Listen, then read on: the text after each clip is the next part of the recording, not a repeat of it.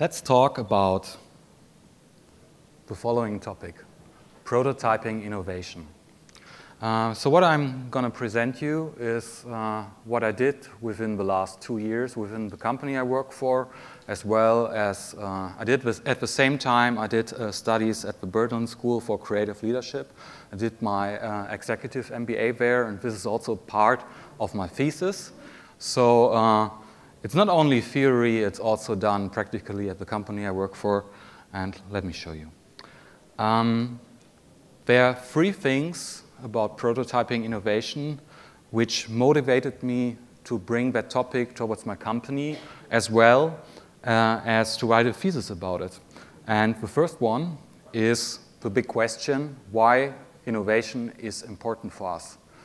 Okay, that's a difficult one. I think we could write about 1,000 books about it. Everyone knows innovation. If you don't innovate, you will die and stuff like that.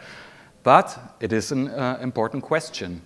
And the second question I had when I started with the topic was how innovation strategies cannot be optimized within a company's organizational structure. That means, what do we have to do to change a company to stay innovative or to be innovative? And the third one is, this is actually the company I work for. It's called Pixel Park. It's an agency with around 400 people, and we are also part of Publicis. And this is actually where I try to integrate all the things I'm going to show you right now. So, I didn't want to be impolite, so let me just give you a short introduction of who I am. My name is Axel. I work as the director or VP for innovation management within Pixel Park, and I also run an innovation lab at Pixel Park. If you would describe me, I would say I believe in impactful management. I use emotional and logical techniques to drive positive communication processes. And my biggest goal is to stress and enable engagement. But let's focus on 3 elements. The first one is, as I said, innovation. This is more like a theoretical approach. But we have to define what innovation is, at least for me.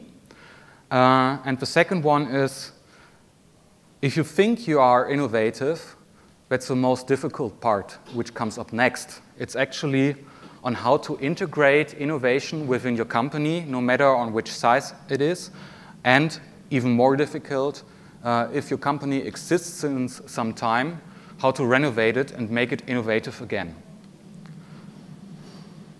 Unfortunately, I have to tell you that innovation takes time to bring it back to your company. So the biggest question for me was, if change takes time, how can I accelerate it to make it faster? Because, as you probably know, if you don't stay innovative, you will probably die. So I want to turn innovation or get into innovation in the company even faster. So, when I had a look about how other people define innovation, I found out about Tom Gorman, who just says, innovation is a novelty, creating a novelty based on an idea. It's just a simple word to put it. But I have to disappoint you. The biggest problem about innovation is, I would say, everyone who's sitting here has probably great ideas. At least I hope so, but I believe so. I believe you have great ideas.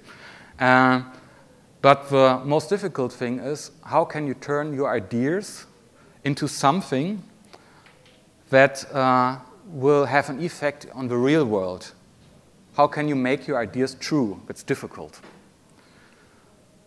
And when we look at, I don't know, I was talking about Apple a couple of months back, and as you probably know, the stock went up to, I don't know, like through the roof. And right now it goes down. But I still think Apple is an example for an innovative company. So what was Apple known for when they started to get an innovative company? Apple did not invent the computer, actually, because back then maybe some of you remember. The computers were like in big halls, and like from IBM, and probably as big as the whole wall. And Apple came up with the idea to revolutionize this market by popularizing the microcomputer. So that was something really innovative, and they were really successful with it. But what's more important is what happens if a company is not innovative. And I'm sorry to say, you always have to question yourself, even if you are innovative right now. How can you differentiate from your competitors or from startups, etc.? And when you think about something, a company like Sony, I remember back then when I was a small kid, I had like this awesome device, a Walkman. Great. It was like, I think, at least I remember it like that as a kid. It was like that big. And I could always listen to music everywhere where I was. But is the Walkman popular right now? No, it is not. You surely know. So Sony, they missed the chance to go from hardware to software, and there's still right now a big opportunity for them to progress on software instead of hardware, and they're really struggling quite hard. So you should remember this. And I found a quote from the former British Prime Minister Harold Wilson. The only human institution which rejects change is the cemetery. And I think he's damn right with that. So, if we look about change and you want to change your company, and believe me, because that's what I did, I will show you later on, there are 5 different stages on successful change. The first one is orientation. You have to pick a topic or a direction within your company that you want to change, and you have to be sure that it's possible to change it or that there's really a need to change it. So you have to orientate. And next one is organization. You should better get some friends, because you alone, you will never get a change within the company. And even worse, because then you have some friends, you start a change within the company, you mobilize with your friends, but you will realize that it's really slow that the company is adopting your change. Because implementation, I don't know if you remember, because in the beginning I was talking about acceleration of change management. This takes a lot of time, and there are some downturns in that. So if you want to change something, better get prepared for also a lot of frustrations. But if you go through that phase, there's a transition and your company will change.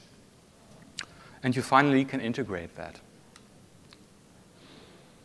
So, what did I do at the company I work for? As I told you, we're around 400 people, which is, yeah, more or less like a bigger agency in Germany. And this is the structure, like typical for an agency, but I think also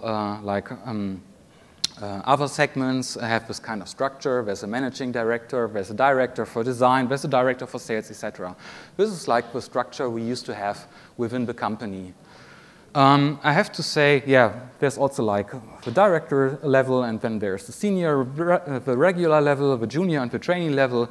I think all of you have some sort of the same structure at the company. And what we did is, this is also not rocket science, what you're seeing right now, because we got bigger and bigger, so we split the company. There are now 2 managing directors, and smaller teams and more agile and stuff like that, but this is not the important stuff, I think, at least in my opinion. This is what is interesting, because we came up with a position, a director for innovation management, which is actually me. This is not why it is important, but yeah. But this is the change we made. And the interesting thing is that I don't have any employees. The managing directors have like, I don't know, like 100, 200, I don't know, employees. I have no one except myself. But I report straight to the general managing director. So this is already a difference. So as I told you, I'm running an innovation lab, but without employees, how could that work? I mean, without people, only one person. It's easy. When I did my research in the beginning, like 2 years back, I came up with the idea of a lab, but it's not like other agencies do it. Pick up the 5 smart people, hide them somewhere in the closet, and they do all the hot shit, you know. But the problem is, all other employees, they get frustrated because those 5 people do the hot stuff, and they're like separated. I didn't want to do that. So what did I do? I have some sort of the right to pick up people from within the companies, all of those now with Publicis in Germany, around 1,000 people. Like I pick up specialists, I hide with them in the closet, but only for a week. And I prototype on new ideas and stuff like that and pitch them towards customers or new customers and stuff like that. I will show you. So that was my first intention, to build an environment which is not separated in the closet or behind a wall and stuff like that, open it towards the company and pick up different people, every week somebody else or other groups. And the first goal was, we didn't want to do a new brand like blah, blah, blah lab and stuff like that. We just named it as our company is. It's called Pixel Park, and not a sub-label, not a sub-brand, etc. The second goal is that we, or me, that I said, there's so many smart people within the company, I want to help them, and I want to get them the opportunity to do the stuff and to get the publicity and stuff like that. And how did we do that? We came up with this. This is actually a platform we built also within a week.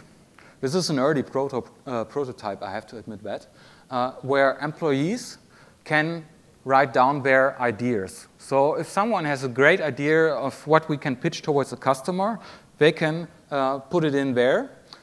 We are doing monthly events, so it's not only digital, you know, and people, yeah, just put it there and we will never read it again.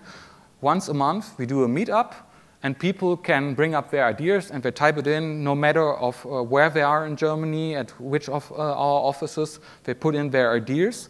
And they can also say, this idea could be interesting for customer X or Y. And it goes even further. Other employees can, for example, say, oh, this idea is great. I think somebody within our company could execute it, and I will add them to the project.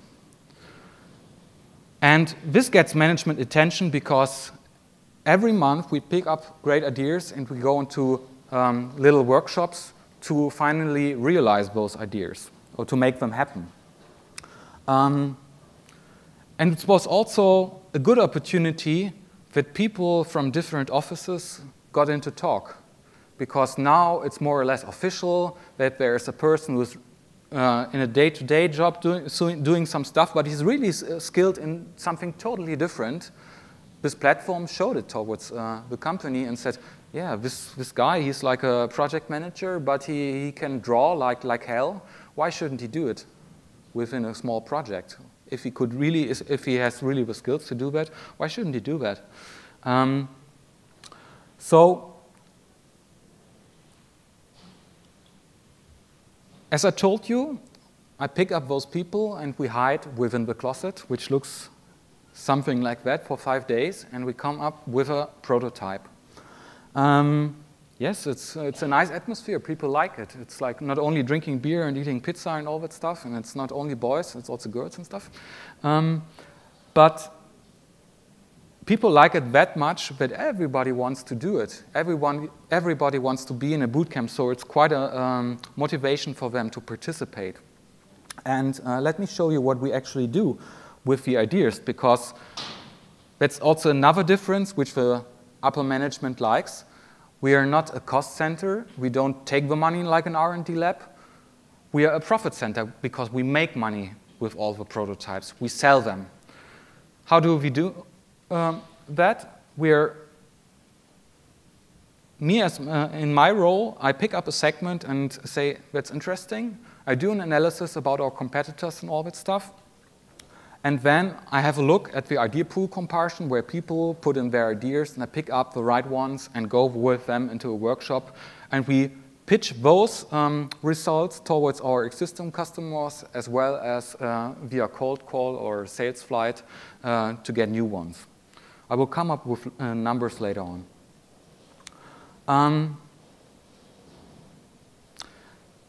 But as you can imagine, if you come up with new topics still, it takes time till you can integrate those new topics within the company. And how can we accelerate that? Because it's still too slow to differentiate towards our competitors, maybe. So, if a company like Pixel Park, which is on the market for about 20 years, as a really true digital agency, they have workflows which are perfect. If you have like large-scale projects, you first go into consultantship, then you go into design, technology, and so on. And it's a really established workflow for big projects. But if you want to make something new, something smaller, you have to act more like a startup. So just remember when I'm telling you all that stuff about Pixel Park, one word, and that's disrupt. Because we have to do it differently than we normally do. So, design thinking is a methodology which could help to go into a new process, which we normally don't do. And it sounds difficult, design thinking, but it's actually quite easy. If you go, if you compare it, because there are different methodologies with IDEO, it's 5 steps. The first one is you have to define the problem you want to solve. Then you have to create, actually do things, not talk about them. You have to choose if you did the right thing. You have to select. Finally, if you have more things you were working on, you have to select the right one. And you have to repeat. The funny thing is, as it is with methodologies, as a student, you're used to writing down, yeah, then I do this, and then you have a master plan and everything works out. And that's the funny thing about design thinking. It's actually not like that, because it can be this row, but it doesn't have to be. Because, for example, if you create and you think it's shit what you do, you start all over again. Or the repeat or iterations is extremely important on that. To break down complexity, because design thinking has a lot of methodologies, as I told you, I will show you how I implemented it in real life, actually. So this is something I wrote or I drew, because this is describing how I'm working with design thinking within the company, and it's actually quite easy, you will see. The first one is the team building process. Because I told you I'm picking up people from within the company. I can pick up to 5 teams, each 5 persons. And I get them in a room. And what I do next is, who wants to work together with each other? It's like the team building process. It's not said before, and I don't care if it's a creative director or if it's a project manager or stuff like that. It's just about skills. Then we go into a moderation, ideation process, because there's only one sentence, which is the briefing. I threw away, like, for example, I did a relaunch on data visualization for German government within the lab. And I got a briefing from a project manager on about, I don't know, like 80 pages or stuff like that. So what did I do? I threw it in the trash can. I made one sentence out of it and took it within the lab, and the briefing was one sentence. you have to have the stuff within the 80 pages in your mind. You don't have to forget about it, but don't stress other people with 80 pages. It's horrible, not creative. Then, if those people have great ideas, we go into reality check. Is it valid, or is it a cool idea? And next one is business model prototyping. That actually means that we, like within a day, we can check about 10 ideas, like on a raw basis, if they really can make money. And then we concentrate on the user's needs. Do our possible customers really do need that stuff? And the last one is we do with prototyping. And that's what we do within 5 days. Usually within the first 1 or 2 days, we go up to users' needs, and then we still have 3 days on doing the prototyping. So to break down theory, I brought you some pictures and some videos of the stuff we did. Because this is, for example, and it's actually quite, it's not fake or stuff like that. This is the team building process we did. And it's quite easy. We build up, people introduce themselves they never met before within the company. Maybe they come from different offices and stuff like that. And they just tell about their skills or what they want to do. And then they match each other, and after all, they will find a team which is competitive towards the other team. Because it's not friends, we're sitting next to each other, it's just people who have skills and they match it quite well. I'm also helping them with that, and you have like the perfect team. This is also an example for a reality test. It's like easy methodologies I picked up. I can explain you within 2 minutes. It's after the ideation phase where people have their ideas, they can give points for their ideas out of their own guts, you know, more like a feeling. This is my best idea, and they put it on top. And they do it like with 10 ideas, let's say. And with that methodology, it's called the NUF test. It's for new, useful, feasible. They try to see their ideas within a different mindset because they first judge it, is this idea really new, from 1 till 9? 9 is the highest. Is it really useful? And is it feasible? Can we really do it? And you come up with some sort of numbers, because you count them up, and you compare it to the feelings you had before. So it's just a simple sanity check. Nothing complicated. I don't like to do complicated stuff. So the same with how to check the business model. This is a methodology from Alexander Osterwalder. He has written a very, very interesting book about business model generation. And this is called the business model canvas. It's quite simple. You put your idea up there, and then you first think, who are our customer segments? This next one is, what do we have to offer our customers? Then you think about, how can I get the relationship towards our customers within our offer? And it's like 8 fields that you have to fill out, and you have the slight feeling if your idea is really interesting and if it really gets, in the end, some money. And as I told you, we are also thinking about our customer. So this is a methodology, it's called an empathy map, where we can test, is this really what our customer needs? Fast things, nothing complicated and stuff like that, but it works quite well. It worked actually that well. This is the prototyping process, like paper prototyping. This was an idea for an iPhone app. And within the second day, people went all through the phases before, shown before. And right here, we're doing some prototyping on paper, actually. Who cares about graphics and stuff like that? If it's not going to work on paper, it's not going to work on in Photoshop or wherever else. So that's the testing for that.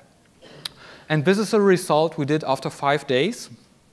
This is actually, now you see the impact we have, because this is like a digital magazine, which we now offer as a product from the company. So it turned into a product, and we built a prototype for a digital magazine, music magazine, within 5 days. So this is the kind of speed you can have with 5 people within 5 days. And I've heard comments before from the management directors, etc. This is usually what we do within 2 months. It's crazy. So this is also an example for a sexy backend to put in content. But anyway, so when I did my MBA, because this is also my MBA thesis at the Berlin School, I was thinking about, okay, it's nice, it's me putting up people, 5 groups, 5 people each, 25 people, yeah, but it's only 25 people. How can I get it on a larger scale? And then I did some research and I found out about methodologies where you can actually, this is only just a short overview, because what I did was like working with small groups only. And you can do the same with really large groups. There are possibilities like open space methodology, where you can do the same with around 400 people at the same time as a company. Unfortunately, I have to admit, this is more theoretically. I would like to do it on a bit larger scale, but until now, I'm working on it. I only did it like with 5 teams each and stuff. So this is theoretical stuff, but we're working on it to get it for the whole company.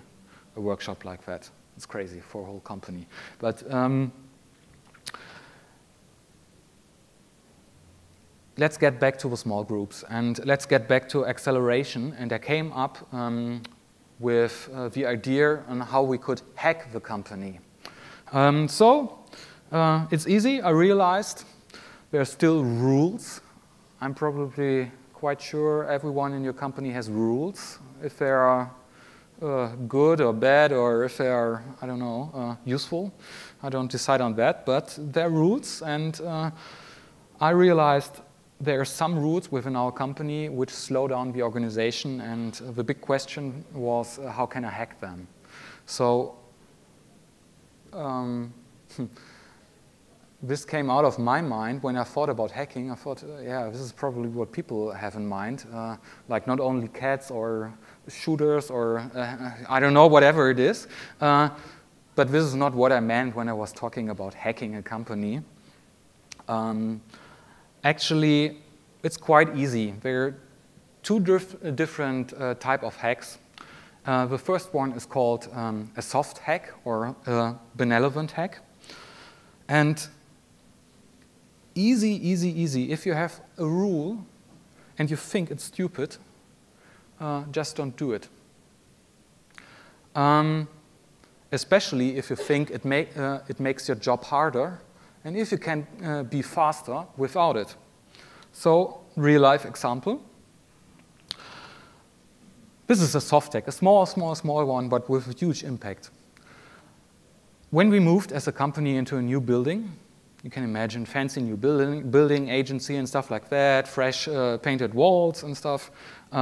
We had this new rule: you cannot put anything on the wall. No, it's, you know, you probably hear my German accent, so I didn't want to put a David Hasselhoff poster or stuff like that on there. You know, it's quite common in Germany, but I wanted to work with a wall. So what I did is ignore the new rule, and I just put up stuff. I worked on that wall. And people within the whole floor, they came like looking, oh my God, he's doing that, and it's forbidden and stuff like that. And it's so stupid, but it worked out quite well because people started to do the same. There's only one fool who's doing it, and people, if they see it's successful and stuff, they start to do it too. Maybe it's because nobody complained that I did. I don't know. But people started to do the same. And right now, even our CEO, he's plastering those walls with all kind of stuff. And it's something small, something stupid, but works quite well. As I told you, there are 2 different types of hacks I brought into the company: the soft hacks, the small ones, and the large hacks. Why is that important? If you are working in a segment which has some, let's say, problems, you have to think differently, and you have to do your business differently in the future. What's the problem if you go up to your CEO and tell them, listen, we have to go into a new segment. We didn't do it before and stuff like that. And he will say, no, too much risk, stupid. We don't have the people, too much money involved, etc. That's why we did it differently.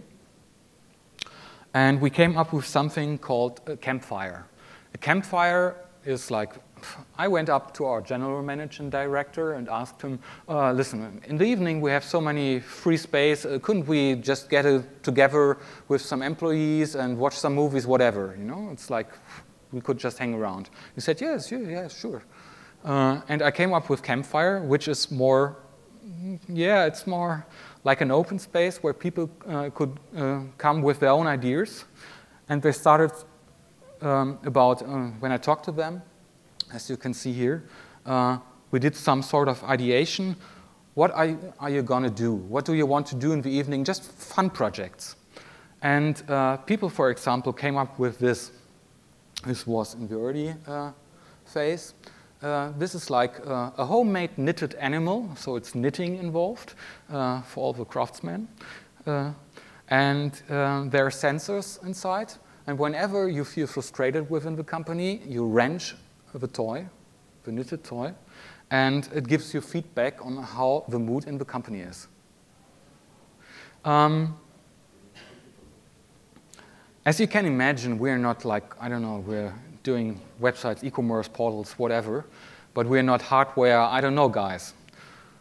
So it was quite a huge step, learning curve, to educate people about it. So we started teaching ourselves on how to hack hardware devices and stuff like that, like little microcontrollers called Arduino. Happily, if you ask about 400 people, is there somebody within the company, can somebody do it? There are people. It doesn't matter about what topic. The same with knitting, you know, it's like people can knit. So this is like an early example, like a plant. There's a sensor inside, and we can measure if a plant needs water. And it gives a tweet if a plant needs water. These were like early projects we did. Or, for example, people came up with this idea. This is a drawing bot. Actually, you can draw on that website, and in the back you can see the drawing robot who can draw what you drew in the website.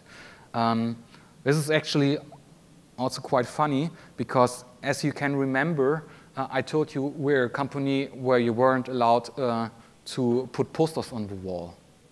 And what we did right here is bringing those machines and starting woodworking within the company on the new floor and stuff like that. So it was quite an approach from not bringing posters on the wall to that. Same here. This is actually like an LED matrix we built. I will show you, because this is like further. And as you can see here, this is like the more or less final product.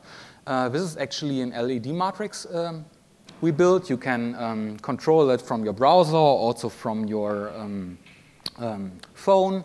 It's also homemade electronics, homemade wooden box and stuff like that. So it was all built within the company. Just people playing around who weren't professionals before and that kind of stuff. We also did some, for example, some hacking of Kinect cameras, where we did, this is actually a 3D scan and all that kind of stuff. And this was a breakthrough. This is a prototype.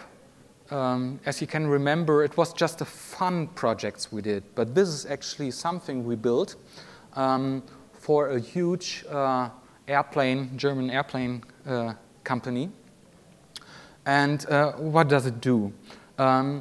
We are producing a newsletter, a big email newsletter for that company, and there's a conversion rate on how often people clicked things and stuff like that.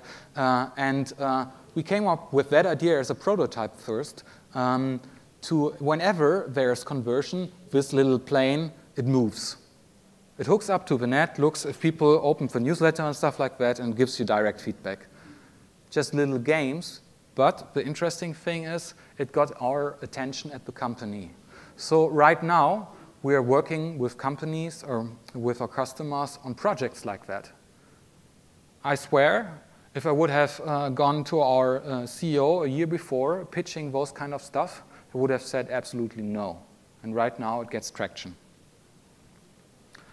So, to sum it up, I came up with a conclusion on what the lab or me as a person did achieve. The first one is streamline and design manufacturing processes and do it completely differently as on large-scale projects before. Just do it differently because you have to act like a startup and stuff like that. And even more important, help employees to unfold their full potential. Because I cannot stress often enough that you have so many skilled people who can do that much different stuff than they do on a daily basis. You should just simply enable them to do that.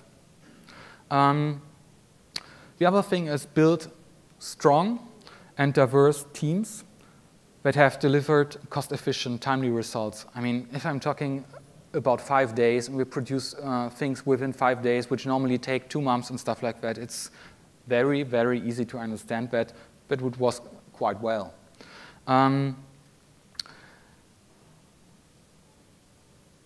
That's the thing. I think when you come up with an idea within the platform, you're totally independent because what you do is some sort of intrapreneurship within the company. I was asked before, do people get money out of it? Unfortunately, right now I have to say no, except for usually wages.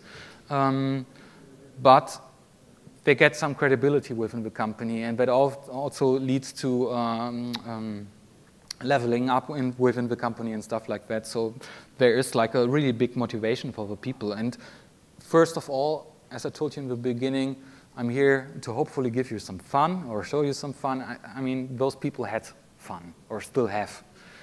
And the last one is a goal we achieved is to prototype new business models. And by just doing stuff, not talking about it or getting an okay and stuff like that. And the last but not least important thing is I can only talk about 2012. We attracted 60% of all the new customers we got, at least where I'm from, the office in Cologne with about 120 people. They were directly made new customers from what we did with the lab. So everything that came out of the lab with all those people attracted new customers, and 60% of all the new customers were the result of the lab, actually. And that's also about the number crunchers, another important part. We tripled the average revenue per employee. We got faster by the new processes and stuff like that. And I hope I could give you some insights of what we did. And I hope it's also methodology or possibilities you can take home to your company, or if you run your company on your own, get some people in who do that stuff. I hope it helped you. So to sum it up, that's a big question because I didn't mention it. The studies I did are about creative leadership. And when I came up with the thesis, our mentor at the school, he was asking me, damn, we're about creative leadership. And you wrote about change management and all that stuff. It's, oh. And I said, listen, as a result, everything I did at the company was creative leadership because it takes a creative